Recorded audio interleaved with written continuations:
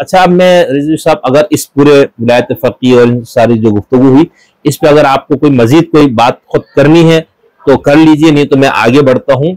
और ये मैं आपको बार बार बता रहा हूँ कि अगर आप में से कोई भी ये समझता है कि भाई रिजवी साहब ने जो बातें की इसका हम इसका जवाब देना चाहते हैं या इस पर तबसरा, तो बिल्कुल हाजिर है और हर हम वक्त हाजिर है, ठीक है, तो ये आप जहन में रखिएगा। अच्छा, अब मैं आगे थोड़ा सी, ये जो आजकल हमारे एथियज्म, इल्हाद, इसके ऊपर बड़ी बात होती है और बड़ा हमारे मजहबी तबका बड़ा परेशान सरगर्दा घूम रहे, यार ये क्या हुआ।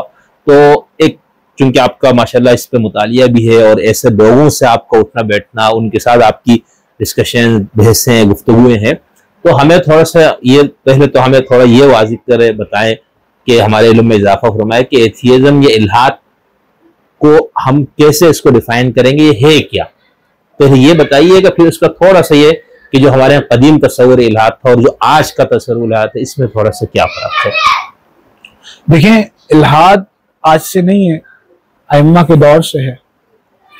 इल्हाद ऐसी जहालत का नाम है कि जो, जैसे मौलवी तबका जाहिल है, मौलवी तबका वो अटक जाता है मदरसे के एक छोटे से एम्बिट में और फिर उसी में ही जो उसकी ब्रेन वॉशिंग होती है उसी में ही वो चलता रहता है। अच्छा, वही टर्मिनोलॉजीज में अटक जाता है, ना बाहर की दुनिया को जानता है, कहते हैं कुएं का मेंढक, बस उतना ही जितना फीड हुआ है। ये तकरीबन तमाम मदारिस का यही हाल है।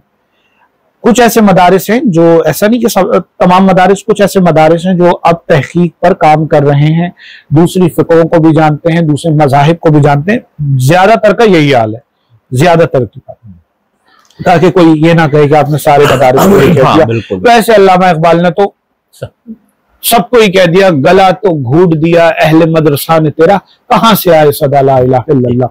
लेकिन इल्हाद पे आ जाए। अब इल्हाद, यही तबका इल्हाद के भी मदारिस है। गुड, ठीक, सेम मौलवी है ये। इन्होंने क्या है, इस बात को तय कर लेना है कि हमें जो चीज दिखती है उसको मानते हैं, जो चीज नहीं दिखती उसको नहीं मानते। तो ये इल्हाद जो है बेसिकली मटेरियलिस्टिक कह लें या मटेरियलिज्म कह लें, ये आंख से देखने पर ईमान लाते हैं। मैटर क्योंकि आंख से दिखता है, वो फिजिक्स ने डिफाइन कर दिया है, तो ये उसको मानेंगे, जो नहीं दिखेगा उसको नहीं मानेंगे।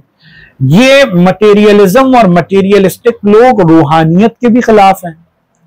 फिर रूहानी सारे एम्बिट में ना रूह है ना फिर यानी इस बात को ये सिरे से नहीं।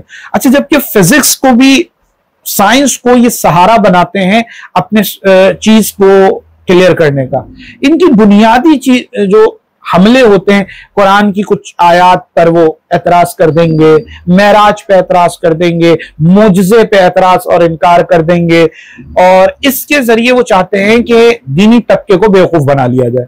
तो ये दीनी तबका एकदम से डर जाता है कि ये क्या हो। असल में दीनी तबका भी जहालत का शिकार है कि वो डिस्क्राइब नहीं कर सकता, वो इनका मुंह तोड़ नहीं सकता, वो उसके अंदर इतनी क्वालिटी नहीं है कि वो दीन को एक सही टर्मिनोलॉजीज के तहत समझा सके।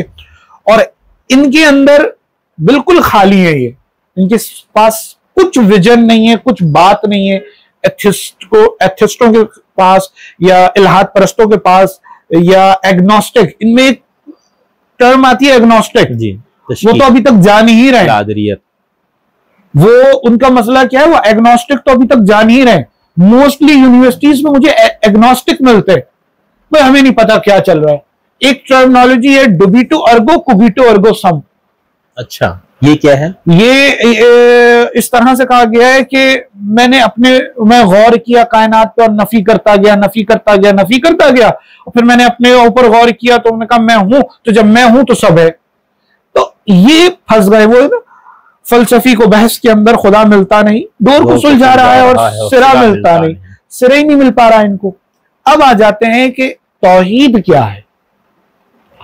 तौहीद की, अच्छा सॉरी, इस पे जाने से तौहीद के लिए ये थोड़ा सा मुझे बताएं ना कि जो 18वीं सदी की जो फिजिक्स है या उस दौर की जो साइंस है, अब उसमें तो बहुत कुछ टूट फूट गया ना, मादे का वो तस्वुर ही खत्म हो गया सारा कुछ जी, ठीक है। तो उसके बाद आपको क्या लगता है कि अब ये क्या कहता है यानी? हाँ देखें जी, मैं इस पॉइंट पे आ रहा था, वो असल में काफी बातों में मुख्तलिफ पॉइंट्स आते हैं और निकल जाते हैं। बिल्कुल जी, मैं इस पॉइंट पे आ रहा था। एथिस्ट अटक गए हैं 18वीं सदी से पहले की साइंस पर, फिजिक्स पर, जहां हर चीज मैटर से मैटर के रिएक्शन में होती थी, मैटर से मैटर के मिलाप में होती थी, तमाम चीजों का ताल्लुक मैटर होता था। अच्छा, आपको कमाल बताऊं कि मुख्तलिफ साइंसेस का मुख्तलिफ साइंसेस से जोड़ होता है। मेडिकल साइंस, साइंस का पॉलिटिकल साइंस से भी जोड़ होता है। जब फिजिक्स में सिर्फ मैटर पे बात हो रही थी, तभी वहां से मटेरियलिज्म और कैपिटलिज्म निकल आए। सियासी उसकी शक्ल क्या गई? कैपिटलिज्म निकल आए। अच्छा, इससे पुरानी आप देखें तो जैसे दराती इजाद हुई थी, जब दराती इजाद हुई है, इंडस्ट्री वो एग्रीकल्चर रेवोल्यूशन, तो उसकी वजह से एग्रीकल्चर रेवोल्यूशन आया। जब इंजन बन गया तो इंडस्ट्रियल रेवोल्यूशन आ गया। ठीक है ना? तो यानी पॉलिटिक्स पे भी इसका असर हो जाता है फौरन। अच्छा, अब आ जाए इस तरफ। फिजिक्स में 80s के पहले क्या होता था कि वो मैटर को सोचते थे, मैटर से मैटर का ताल्लुक। लेकिन आज की फिजिक्स मैटर तक मुनहसर नहीं है और मैटर की मुख्तलिफ हालतों तक पहुंच गई है, और हालतों से ऊपर भी मैटर का एनर्जी में कन्वर्ट होने पर बहस चल रही है। क्वांटम फिजिक्स होगी है, सुपरनेचुरल फिजिक्स और मुख्तलिफ चीजों पे बात हो रही है, मेटाफिजिक्स। तो इस सब चीजों को अभी एथियस्ट पढ़ें, इतनी जल्दी फैसला ना सुना दें। जल्दी जजमेंट पास कर दिया है कि कोई नहीं है या नजर नहीं आ रहा, तो नजर तो अभी आपको बहुत, इलेक्ट्रॉन नजर आ रहा है आपको?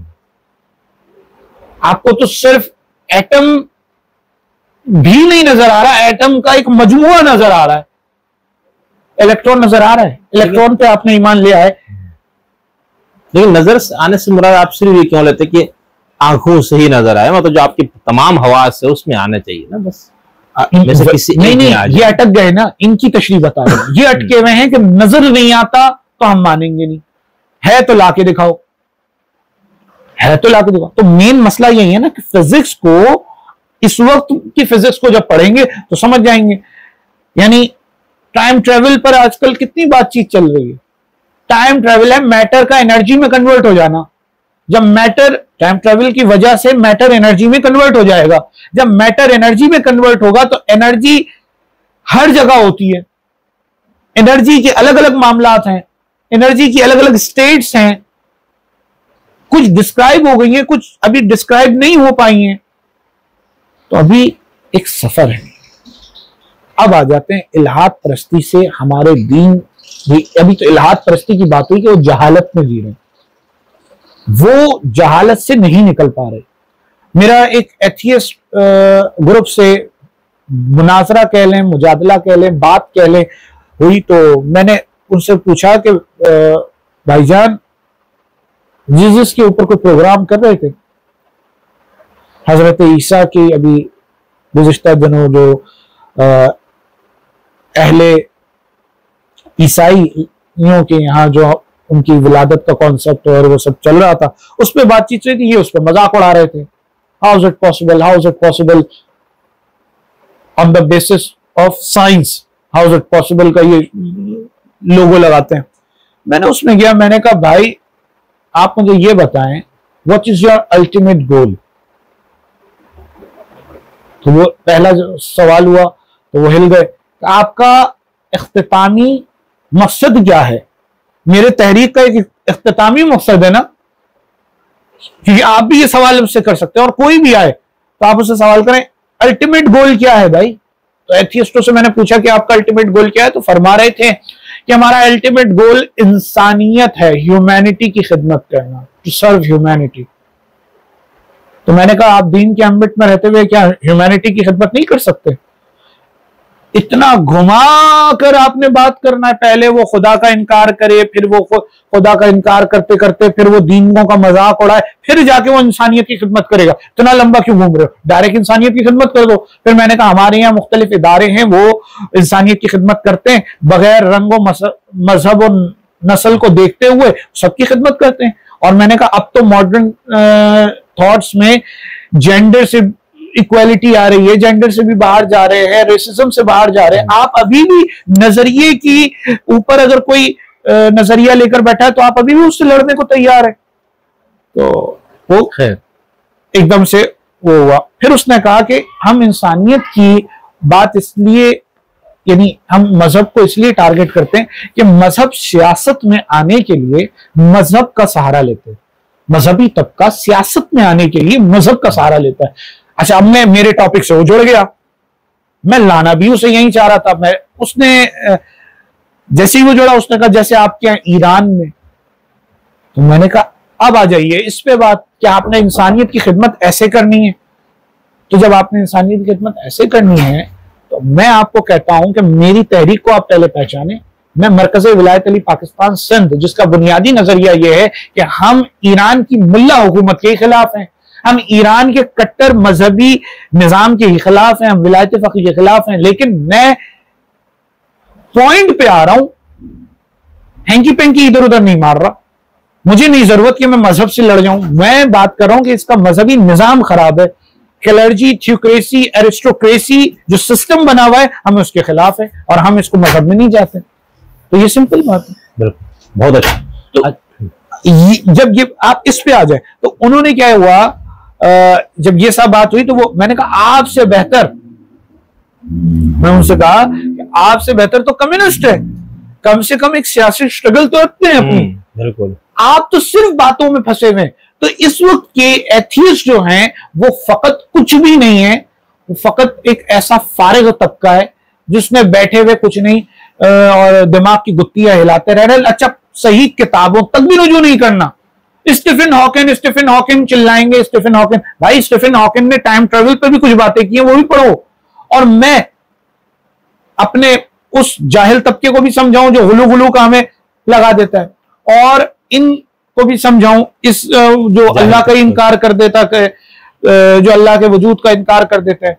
तो कहते हैं कि भाई असल दीन मोहम्मद व आले मोहम्मद को पहचानोगे ना तो बिखरोगे नहीं। एक कमाल किसी आरिफ का जुमला मुझे मिला था, जो अली की विलायत पर हैं फकत वो मुसलमान हैं, जो अली की विलायत पर नहीं है, मुतलक ईमान नहीं रखते, मुतलका ईमान नहीं है अली की विलायत पर, वो सब मुल्हिद हैं। ये विलायत फकी वाले भी मुल्हिद हैं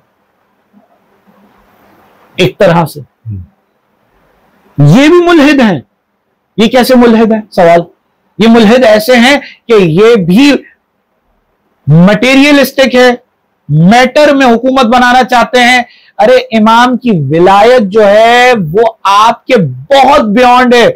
आपको मैंने पूरी सिचुएशन बताई थी कि आप अगर सिर्फ इस यूनिवर्स से निकलना चाहें तो आप इस जिस्म के साथ नहीं निकल सकते, आप बूढ़े होकर मर जाएंगे। इतना टाइम दरकार है स्पीड ऑफ लाइट से ट्रेवल करने में, और स्पीड ऑफ लाइट से ट्रेवल आपका ये जिस्म नहीं कर सकता। आप एनर्जी कन्वर्ट हो जाएंगे। जब आप ये काम कर ही नहीं सकते, आप हुदूद मोहम्मद वाले मोहम्मद को और इख्तियार मोहम्मद वाले मोहम्मद को कैसे पहचान सकते हैं?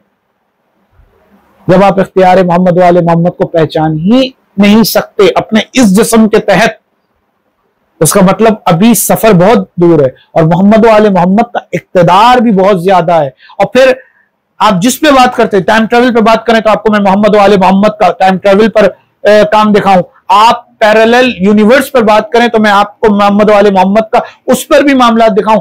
आप डार्विन की थ्योरी पे बात करें, मैं आपको नसनास की मौला, जो नसनास के बारे में मौला की अहादीस है कि देखें, ये तो अहले सुन्नत का अकीदा है कि आदम इंसान है। हम आदम को इंसानी जिस्म के अलावा अल्लाह का नुमाइंदा मानते हैं, और अल्लाह का नुमाइंदा जब हम उन्हें मानते हैं तो इसीलिए हमारे यहां मुकस्सिर किसको कहा जाता है? जो मोहम्मद आले मोहम्मद के लिए, जो अंबिया के लिए, किसका, जो हुज्जत खुदा के लिए जिस्मानी जरूरतों का कायल हो, जिस्मानी जरूरतों का कायल हो। जब डार्विन ने कहा कि बंदर से इंसान बने, जब डार्विन ने कहा कि बंदर से इंसान बने, तो वाकईन अहले सुन्नत के नजरिए पे चोट मार दी उसने, क्योंकि सबसे पहला इंसान वो आदम को कहते हैं।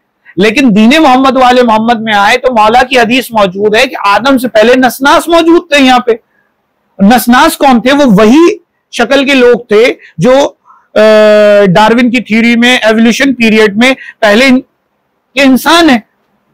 और आदम इंसानी जरूरतों का नुमाइंदा, और वो हुज्जत खुदा इंसानी जरूरत का पैकर नहीं होता, ना उसके साथ इंसानी हाजात हैं, वो अल्लाह का नुमाइंदा है। जिस पे गुलू लगा देते हैं ना, ये यहां पर गलत तशरीह करने पर अहले सुन्नत फंस रहे। तो आदम की तशरीह की वजह से वो, यानी एक चीज वाज़ेह, इसीलिए कहा गया है कि दीन मोहम्मद वाले मोहम्मद को समझो, उसमें हर चीज का राज है, हर चीज का जवाब है। यानी मौला बटन टाकने तक का तरीका बता के जा रहे हैं। और क्या चाहिए? दौरे जदीद के मसाइल आए तो मुस्तहिद से रुजू करेंगे हम, हैं? अम्मल हवादिसुल वाक़या, सारे हवादिसुल वाक़या वो बता के गए हैं कि क्या क्या आने हैं और क्या क्या मौजूद है। तो टाइम ट्रेवल, पैरेलल यूनिवर्स और फिजिक्स, क्वांटम फिजिक्स, जिसके जरिए आप कहें मोहम्मद वाले मोहम्मद का वजूद साबित है। बहुत अच्छा। और मौला और कमाल ये है कि सबसे बुनियादी है, हमारी विलायत के सिवा कोई तौहीद नहीं है। कम्युनिस्टों और एथियस्टों को हम यही समझाते हैं कि इस हदीस के मतन तक चले जाओ, तुम्हें जवाब मिल जाएगा। हमारी विलायत के सिवा कोई तौहीद नहीं, हम ही उसका जाहिर हैं। अब तुम्हें यह तो मानना पड़ेगा कि भाई सुपर ब्रेन थे जो फ्यूचर और पास्ट को बैक वक्त जानते थे। वरना भाई लीडरों की बड़ी तादाद। एक जगह पर मुझे बुलाया गया, यौम अली के हिसाब से उन्होंने बज़्म अली का एक प्रोग्राम किया। उसमें हिंदू आलिम भी थे, ईसाई आलिम भी थे और अहले सुन्नत आलिम भी थे, सिख आलिम भी बैठे हुए थे। अब मैंने वहां पे कौकब दुर्री की एक हदीस पढ़ी। सब मौला अली के फजाइल बयान कर रहे थे, बच्चों का तकरीरी मुकाबला था, हम एज़ आलिम गए थे। तो जब वहां मैंने कौकब दुर्री की पढ़ी और फिर मैंने बताया कौकब दुर्री मेरे मसलक की किताब नहीं, ये कौकब दुर्री अहले सुन्नत के मसलक की किताब है। कौकब दुर्री में मौला की एक हदीस मौजूद है जिसमें मौला ने अपने नाम बताए। उसमें मौला ने फरमाया है कि मुझे हिंदुस्तान वाले कृष्ण कहते हैं, मुझे इंजील वाले एलिया कहते हैं, तौरेत वाले बरीहा कहते हैं, जबूर वाले शिंतिया कहते हैं। गालिबन ये थोड़े आगे पीछे हो जाते हैं ना, माजरत के साथ अगर उसमें हो। तो जब मैंने ये बात की तो ईसाई आलिम और हिंदू आलिम ने खड़े होकर क्लैपिंग की, यानी मेरी बात की तायीद की। मेरे मसलक के, मेरे लीडर की चीज को उन्होंने एक्सेप्ट किया कि वो वही हमारा भी लीडर है। कृष्ण उनका मेन भगवान है, उनका खुदा है, वो अपना खुदा ये मान रहे हैं। और मैं हदीस पढ़ रहा हूं कि फिर मैंने कहा अली हर रंग में, हर नस्ल में, हर जात में। किसी और लीडर के ऐसा कलाम दिखा दे, मजहबी गैर मजहबी किसी लीडर का ऐसा कलाम दिखा दे। आप सिद्धार्थ बुद्धा को लाएंगे, आप जहां से लाएंगे मैं वहां से बात कर सकता हूं। सिद्धार्थ बुद्धा ने जो बुतमत को बनाया है, वो एक बादशाह था, उसने गौर किया और गौर करते करते वो इस हालत पे पहुंच गया कि उसने अपनी कहा कि जुल्म का मसला ये है कि जहां माल जमा हो जाता है वहां जुल्म पैदा होता है। उसने सब कुछ छोड़ दिया और चला गया और फिर उसने जाके वहां पर बैठ गया गार में और बड़े दिन मुराकबा किया और फिर उसने 7 प्रिंसिपल्स बता दिए। वो प्रिंसिपल ये है कि उसमें मेन प्रिंसिपल है लालच ना करो। यही सिद्धार्थ बुद्धा ने काम किया। सिद्धार्थ बुद्धा ने सोचने के बाद, एवोल्यूशन पीरियड के बाद इतना सा चीज निकाली। सिद्धार्थ बुद्धा ये कहे ना कि आदम में भी मैं हूं, अली कह रहे हैं आदम में भी मैं था। शम्स तबरेज कहते हैं तासूरत पेवंद जहां बूद अली बूद।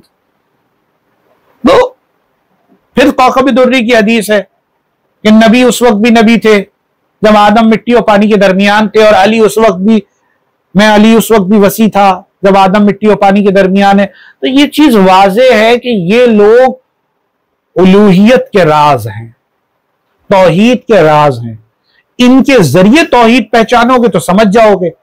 असल में एथियस्टों ने देखा क्या है? एथियस्टों ने इस्लाम की पैगंबर के बाद की खिलाफत की तशरीह को देखा, उस पे एतराजात किए, और उनके अंदर इतनी सलाहियतें और अहलियतें थी नहीं कि जो विलायत के मनसब को संभाल सकें, जो कि आज के वली फकी में भी नहीं है, जो उस वक्त के वली फकी अव्वल में भी नहीं थी, दोयम में भी नहीं थी, सोयम में भी नहीं थी, और फिर सिलसिला 12 वली फकी जो उनके हैं उनमें भी नहीं थी। अभी कौन सा नंबर पे? अभी ये उन्हीं का सिलसिले का 13वां वली फकी है। अब वो अच्छा, उसमें माजरत के साथ हमारे दो अइम्मा को भी वो रखते हैं। तो लेकिन हम जो नजरिया रखते हैं वो खिलाफत, क्योंकि उन्होंने मलूकियत से खिलाफत का कॉन्सेप्ट दिया, इकबाल भी खिलाफत की कॉन्सेप्ट पे आ जाते, तो मैं इसलिए उसे वली फकी का। हमारे मौला तो वली यानी मुतलका विलायत में हमारे मौला के पास है, हमारे मौला की तो बात ही नहीं है। उन्होंने तो गैर मासूम को शरीक किया ना, तो इसलिए 13वें वली फकी बन गए, तफन्नुन या उसकी तौर पर। हाँ, ये मजाक, अज़राए मजाक मैंने ये बात की है।